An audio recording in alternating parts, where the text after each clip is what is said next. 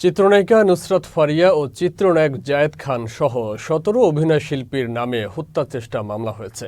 ২০২৪ সালের বৈষম্য বিরোধী আন্দোলনে রাজধানীর ভাটারা থানা এলাকায় এক হত্যা চেষ্টা মামলায় আসামি করা হয়েছে এই অভিনয়শিল্পীদের। মামলার নথিপত্র পর্যালোচনায় দেখা গেছে সাবেক প্রধানমন্ত্রী শেখ হাসিনা এবং তার সরকারের সংশ্লিষ্ট ২৮৩ জন ও অজ্ঞাতনামা ৩ থেকে ৪০০ জনের বিরুদ্ধে ঢাকার সিএমএম আদালতে মামলাটি করেছেন এনামুল হক নামে এক ব্যক্তি।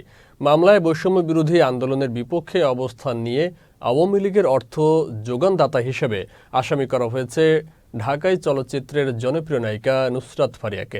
এছাড়াও আসামি করা হয়েছে চিত্রনায়িকা অপু বিশ্বাস, অভিনেত্রী সুবর্ণা মুস্তফা, রোকেয়া প্রাচী, আসনা হাবিব ভাবনা, সোহানা সাবা, মেহের আফরোজ শাওন, জ্যোতিকা জ্যোতি, চিত্রনায়ক সাইমন সাদিক, জায়েদ খান, আজিজুল হাকিম সহ ১৭ অভিনয়শিল্পীকে।